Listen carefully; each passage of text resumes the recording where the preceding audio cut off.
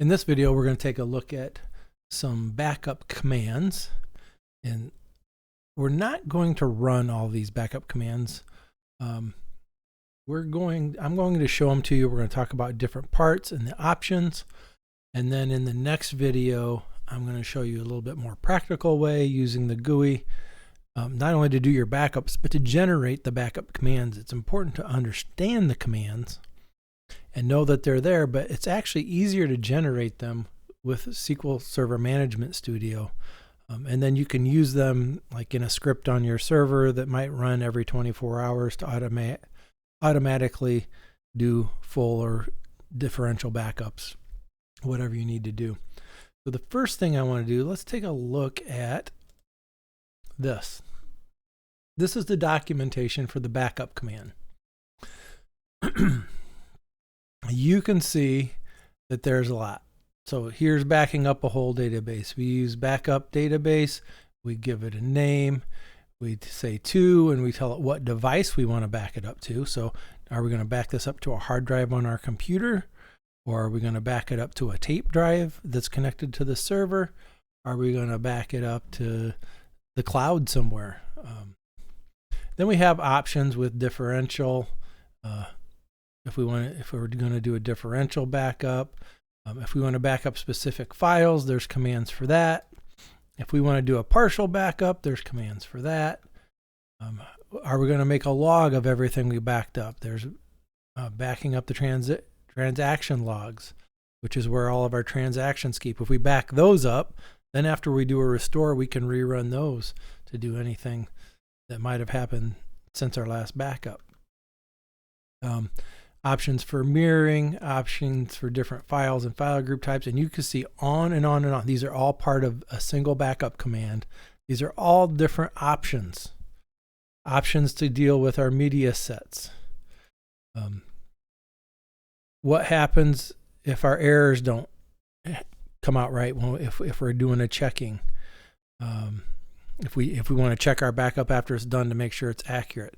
If we're using a tape, do we want to rewind the tape? Or do we want to not rewind the tape, start where it's at? Do we want to encrypt our backup? If our data is sensitive, we might want to encrypt it so that anybody that finds our backup tape or gets a hold of it, they can't get into our data. So there's a ton of options. So let's simplify this and look at just a few options. I am going to just paste a command in here and we'll take a look at it. Okay. So here's an example of a full backup. Backup database, and we give it a name. We call this one AdventureWorks 2012. To disk, so we're going to back it up to one of the hard drives on our server. And here I have the hard drive. We have a drive letter mapped, probably to the network somewhere. Drive letter Z in this folder, and we're going to call our backup AdventureWorks 2012.back. Okay. And then we have some of our options like with format. That means before we back up to this particular drive, we're going to format and overwrite data that might already be there. Then we can give our media a name for the media, and we can give it a description.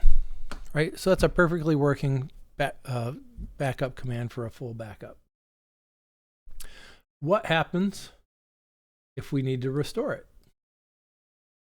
So at some point, something happens to our data and we need to run a restore.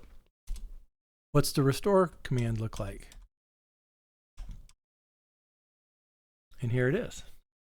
We're going to restore a database and we'll give it the name, AdventureWorks 2012. Okay.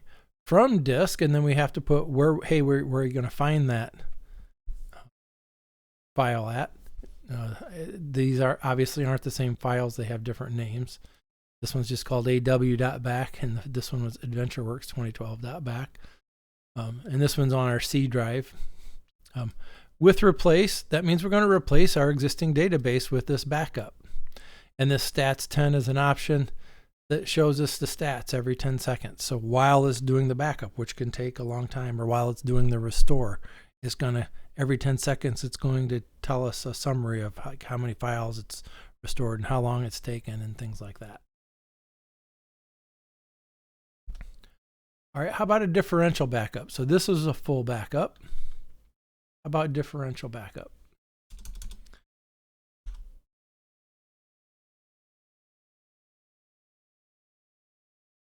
Okay, so here is an example of a command to do the first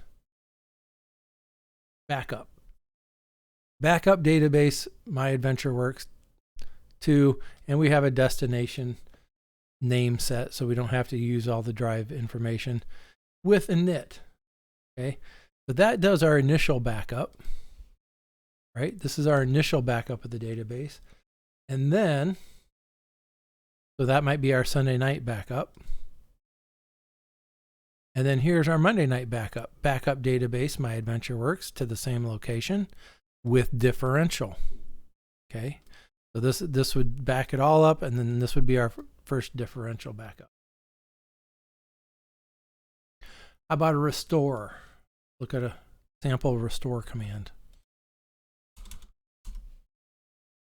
Okay, so here we're going to restore AdventureWorks 2012 from that location on disk with replace stats 10. When that one's done, then we do another restore database and we get our differential backup. Okay, so first we restore the full backup, which was done here, and then the differential backup happens after this one. The go command in between, that means after it executes this command, it's automatically going to run this next one. All right, so there's a bunch of examples, and you'll find those in the notes inside our folder. Remember, we can't do an incremental backup, so I don't have any examples of that. In the next video, I'll show you a practical way that you can get these scripts generated for you, because otherwise it can be quite a daunting task to come up with these, and testing them takes a lot of time. So in the next video, I'll step you through that.